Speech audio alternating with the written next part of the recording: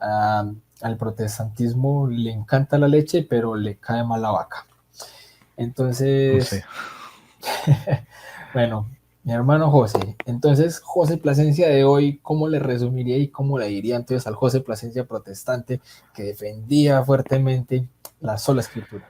Yo le diría, a ver, José, ¿me puedes mostrar, me puedes mostrar con la Sagrada Escritura en tus manos en qué parte un profeta o Jesucristo o los apóstoles enseñan eso que tú estás diciendo, que la Biblia es lo único infalible para enseñar las doctrinas cristianas y la moral cristiana? Creo en el Espíritu, Espíritu Santo, y en la Santa Iglesia Católica. Bueno, yo creo que tal vez lo principal que me impedía considerar el catolicismo era una doctrina que todo protestante tiene muy arraigada, que es lo que se conoce como la sola escritura, la idea de que única y exclusivamente la Biblia es infalible y que única y exclusivamente la Biblia es lo que debe ser utilizado para nuestra doctrina y nuestra moral. Entonces, en otras palabras, nosotros no teníamos la noción de un magisterio que pueda enseñar de manera infalible. No teníamos la categoría de la tradición apostólica. Entonces, solo teníamos esta idea de que solo la Biblia, de ahí viene la frase sola escritura o sola escritura. Entonces, como yo operaba con esa forma de ver el mundo, cuando yo volteaba y veía a la Iglesia Católica, que obviamente no se conforman a la sola escritura, eh, yo los veía como que estaban incurriendo en muchos errores, porque yo los estaba juzgando a los católicos, o más bien a la Iglesia Católica, no tanto a los católicos, sino a la Iglesia Católica. Yo juzgaba las doctrinas católicas desde una óptica protestante, en lugar de tratar de ser objetivo, ir a la historia, ir a los padres de la iglesia, eh, entender por qué existe la reforma protestante. No, yo simplemente asumía y afirmaba que mi postura, como decimos por default, mi postura así por default es la correcta. Entonces todas las cosas han de ser juzgadas desde mi postura, desde mi óptica, desde el principio de la sola escritura. Hasta que no comprendí que esa idea de la sola escritura no tiene ni sustento ni en la misma Biblia, ni en la patrística, o sea, los padres de la iglesia no se adherían a esa idea de solo la Biblia, y aparte o sea, no solamente no es histórica, no es bíblica, sino también no es lógica, no funciona. En la práctica se escuchará muy bonito, pero en la práctica esa idea de solo la Biblia no funciona.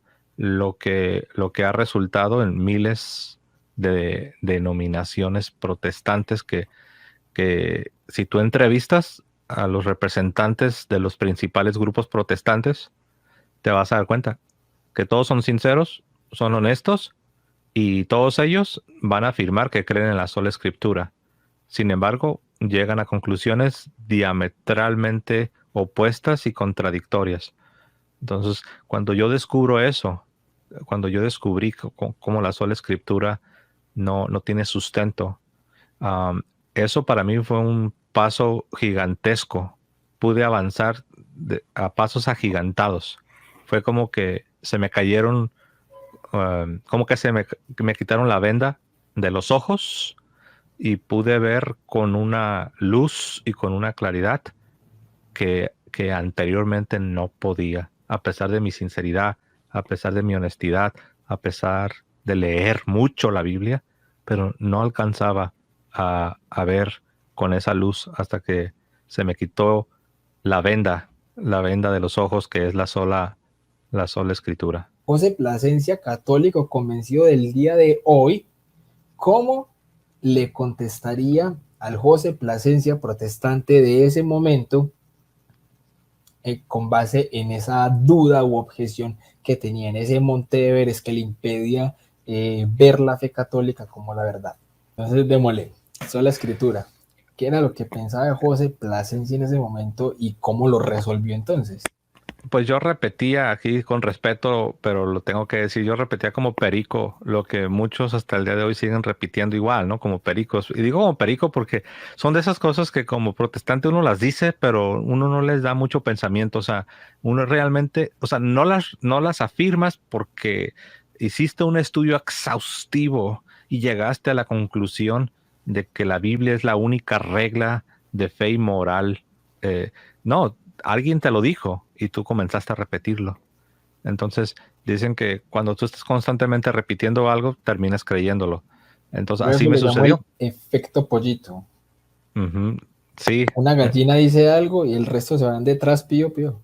sí, ¿no? Pues así me sucedió. Yo escuchaba que los predicadores, que los pastores, que los maestros de mis congregaciones protestantes decían que la única regla para la moral y la doctrina cristiana, que la única infalible era la Biblia y que todo lo demás no. Entonces yo lo repetía y pues terminé creyéndolo. Entonces yo así creía. Si no me lo podías comprobar, mm, o sea, si tú venías a mí, si yo te hubiera conocido a ti, y tú hubieras venido y me hubieras hablado que el magisterio dijo esto, que los padres de la iglesia no creían esto, o que la tradición apostólica nunca enseñó aquello, para mí eso era como un cero a la izquierda. O sea, ya tú estabas descalificado, porque yo lo interpretaba como que tú estabas agregándole. Fíjate nada más lo que ha hecho el protestantismo. El protestantismo se ha inventado un nuevo estándar, un nuevo paradigma, un nuevo principio, una nueva cosmovisión, una nueva manera de hacer teología, que es algo que viene 1500 años después de la fundación de la iglesia.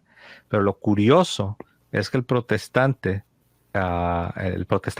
para ser más exactos, el protestantismo, 1500 años después, ha implantado en las conciencias de sus miembros este nuevo estándar, este nuevo paradigma. Y lo curioso es que los protestantes ni siquiera se detienen a pensar que se trata de algo nuevo, de algo novedoso, algo que no se creyó por 1500 años. Y ahora los protestantes modernos, ellos ni piensan en esto, solo asumen que así es. Y tú, católico, que crees diferente a lo que yo creo, tú estás mal, obviamente, claro que estás mal, porque por supuesto que soy yo el que está bien. Entonces, les han implantado un nuevo paradigma, un nuevo principio, una nueva cosmovisión, y olvidándose de que es algo nuevo, ellos desde ahí juzgan todas las cosas. Y yo así estaba, yo así estaba. Eh, yo lo voy a decir. Hay una soberbia inherente en el alma del protestantismo. Lo voy a repetir. Hay una soberbia inherente en el alma del protestantismo. Ahora, nótese que estoy diciendo en el alma del protestantismo. No estoy hablando aquí de los protestantes en lo individual. No estoy juzgando ni las intenciones ni los motivos de cada protestante. Estoy hablando del protestantismo como movimiento, como sistema teológico. Ahora, ¿por qué digo que hay una soberbia inherente en el alma del protestantismo como sistema teológico? Porque para rechazar lo establecido por 1500 años, para rechazar a los pastores de la iglesia, a los obispos que conforman el magisterio, para rechazar a los santos padres de la iglesia, para rechazar lo establecido en los concilios que lucharon contra tantas herejías, para rechazar 1500 años de depósito de la fe y luego creer que ellos están mal y que yo obviamente estoy bien. Eso en sí mismo, aunque lo hagas de manera inconsciente, constituye una soberbia del tamaño del mundo. Y esto es algo que yo descubrí en mí. Yo tuve que llegar a un punto donde me di cuenta que esencialmente mi problema, más que teológico, más que objeciones teológicas, mi problema era una soberbia, de que yo creía que sabía más que el Papa, yo creía que sabía más que los obispos, yo creía que sabía más que los teólogos católicos, y esto se debe a que inconscientemente absorbí lo que yo siempre llamo el alma del protestantismo, es decir, una soberbia que es inherente, o sea, que es parte orgánica del movimiento del así llamado Reforma Protestante. Así nació el protestantismo, es un desprecio de la autoridad, por eso a menudo también yo digo que el problema del protestantismo es el problema de la autoridad, o dicho de otra manera, es el problema de la falta de autoridad. No tienen autoridad, cada quien hace lo que quiere, como en el libro de los jueces, que dice, en aquel tiempo cada quien hacía como le parecía, y eso también se repite en la esfera protestante. No hay papa, no hay magisterio, no hay obispos, y tienes a muchos cuerpos independientes creyendo cosas distintas y haciendo como mejor les parece. Entonces me di cuenta que la soberbia, pues, y descubro que la llamada sola escritura ni se enseña en la Biblia, porque yo le preguntaría a cualquier protestante que pueda estar escuchando esta entrevista, yo le preguntaría, ¿en qué parte de la Biblia se enseña esa doctrina de la sola escritura? ¿En qué parte de la Biblia? No hay ninguna porción, no hay ningún versículo, no hay ningún apóstol. Jesucristo nunca enseñó esa idea de que solamente la Biblia. Jesucristo dejó una iglesia, le dio autoridad a esa iglesia enseñaba oralmente, esa es la tradición, y esa iglesia escribió lo que ahora tenemos en el Nuevo Testamento. Entonces ahí tienes esas tres fuentes: la autoridad de la iglesia, la enseñanza oral, que es la tradición, y la parte escrita, que es la Sagrada Escritura. Entonces yo descubrí que los padres así creían, y descubro que en la Biblia no se enseña eso de la sola escritura. Y algo que me ayudó muy, muy, muy particular en un debate era James White, que es un bautista reformado, y Patrick Madrid. En este debate, Patrick Madrid, que es católico, le preguntaba a James White, que es protestante, le preguntaba, a ver, si tú dices que todo debe estar en la Biblia, ¿en qué parte de la Biblia se te indica que en el Nuevo Testamento solo son 27 libros? ¿En qué parte de la Biblia se te da la lista del Nuevo Testamento? Y James White, el protestante, no hallaba dónde meter la cabeza y decía, no, es que el Nuevo Testamento es de inspiración, y cuando yo lo leo, yo siento que es de Dios, y puedo yo sentir en mi corazón que es de Dios. Y luego, después, el protestante intentó zafarse de esa encrucijada diciendo, aparte, dice, Dios sabe. Él sabe exactamente cuáles son los libros que él inspiró. Dios sabe. Y luego todavía dice, es como yo, dice James White, si yo escribo libros, yo sé cuáles son mis libros, porque yo soy el autor. Así también dice, Dios sabe cuáles son esos libros inspirados. Él lo sabe. Y Patrick Madrid, el católico, le dice, sí, dice, ya sé que Dios lo sabe, pero yo no te estoy preguntando que cómo Dios lo sabe. Te estoy preguntando a ti, James White. ¿Tú cómo sabes? Aquí la pregunta no es que si Dios sabe cuáles son inspirados. Aquí la pregunta es cómo los seres humanos en el planeta Tierra podemos saber cuántos libros deben pertenecer al Nuevo Testamento. ¿En qué parte te dice? Y a mí, a José Plasencia, me gusta usar esta comparación. Yo siempre, ahora yo les digo, ¿cuántos apóstoles son? Los apóstoles originales que Jesús escogió cuando Jesús predicó aquí en la tierra. No, pues 12. ¿Y tú cómo sabes que son 12? Ah, porque tenemos una lista donde se nos dice que eran 12. Y les digo, ¿y tú sabes los nombres de esos 12? Sí, claro, porque ahí en la lista se te dice nombre por nombre. Le digo, correcto, has contestado correctamente. Ahora te pregunto yo, ¿me podrías mostrar en qué parte se te da la lista de 27 libros? ¿Me podrías mostrar dónde se te dice cuáles 27 libros? Así como tú dijiste que sabes que son 12 y sabes cuáles 12 porque tienes una lista. Pues dame la lista también de los 27 libros del Nuevo Testamento. No, pues que no está. Ah, ok. ¿Y cómo sabes que son 27? Bueno, históricamente así se ha creído.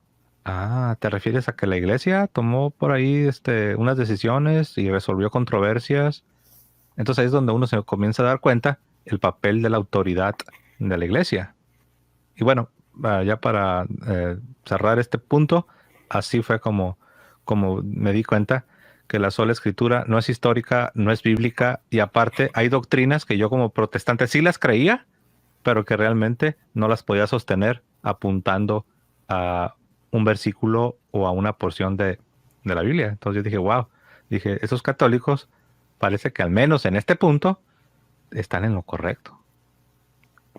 Claro, precisamente ahí con lo que estás diciendo, yo he notado que muchas veces cuando uno está teniendo una conversación con un protestante y decimos, listo, vamos a hablar de la sola escritura, y mete uno entonces el tema de los libros inspirados, entonces una de las salidas que utilizan es, pero es que no estamos hablando del canon, eso es otro tema, ¿cierto?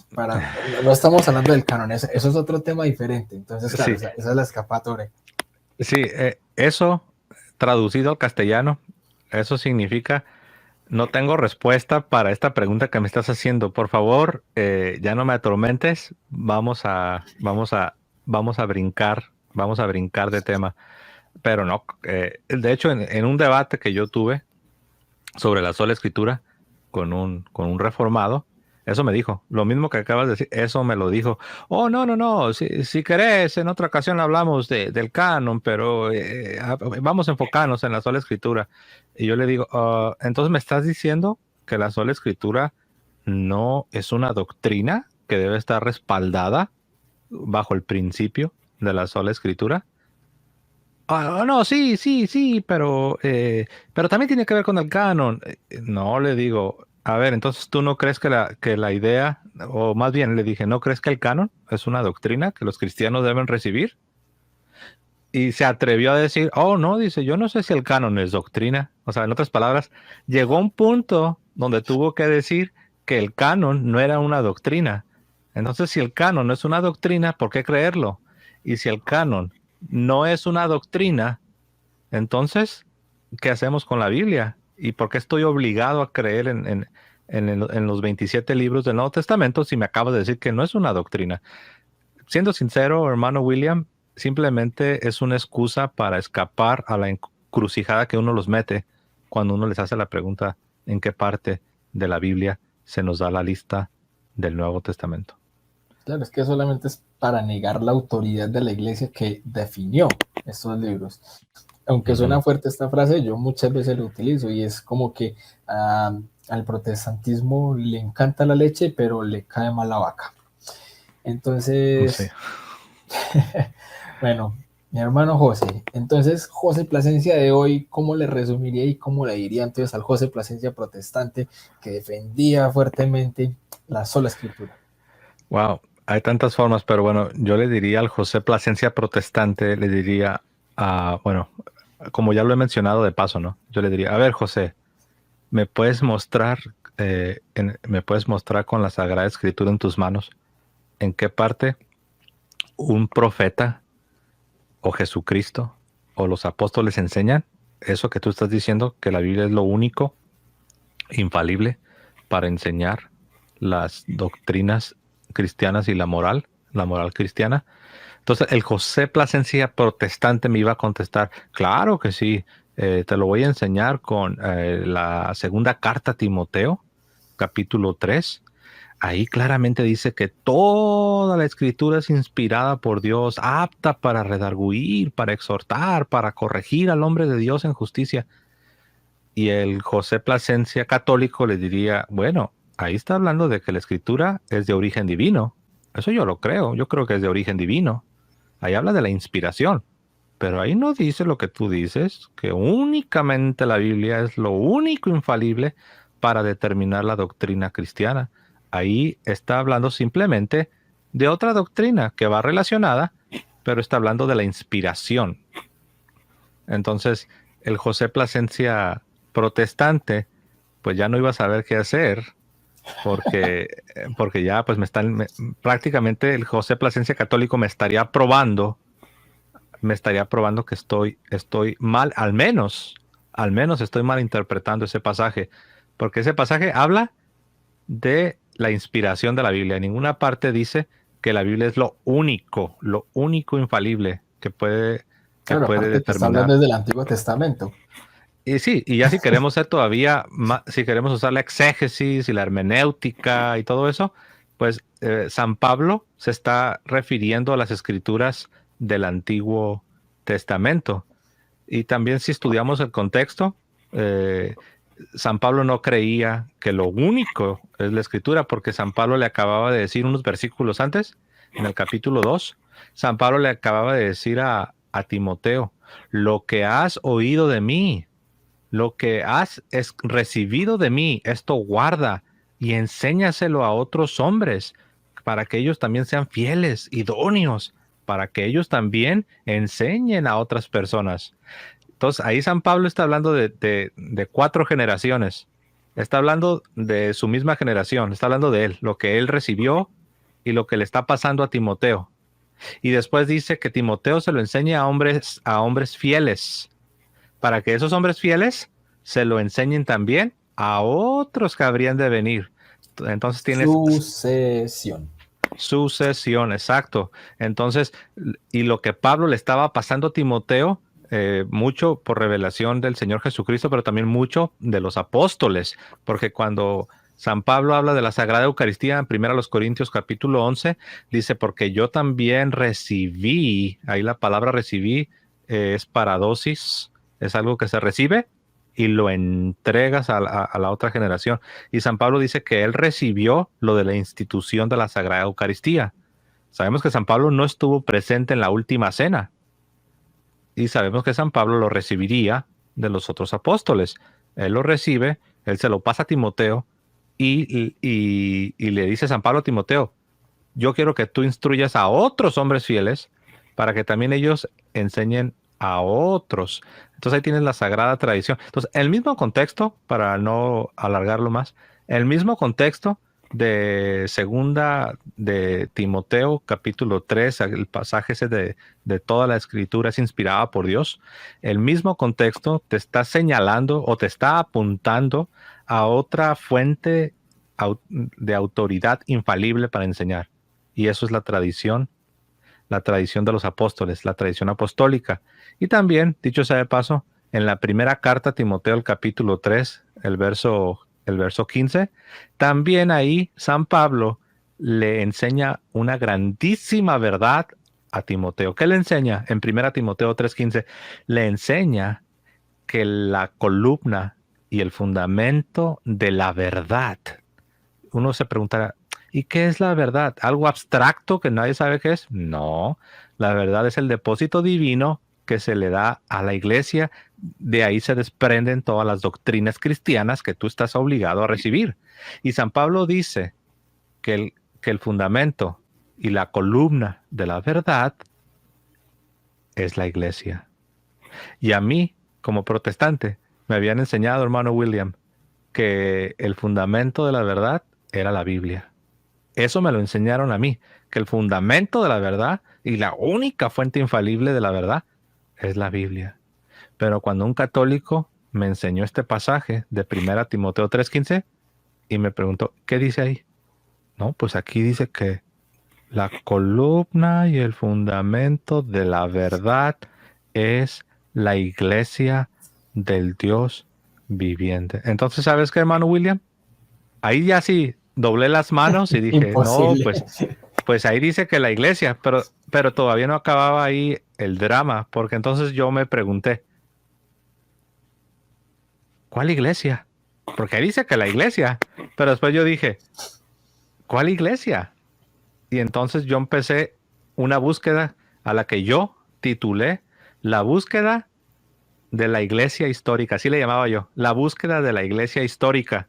Deberías escribir un libro con ese título, hermano. Sí, ¿no? La búsqueda, en búsqueda de la iglesia histórica, ¿no? Y al Yo te último, hago pues la obviamente, portada. ¿cómo dices? Yo te hago la portada. Sí, tú me haces la portada, ¿no? Yo creo que es buena idea, ¿eh? Entonces, pues bueno, descubrí que esa iglesia, que es el fundamento de la verdad, pues no es la pentecostal, no es la invisible, no es la luterana, sino que es la única iglesia que ha tenido presencia y permanencia a través de los 20 siglos y se llama la Iglesia Católica. Creo en el Espíritu, Espíritu Santo, y en la Santa Iglesia Católica.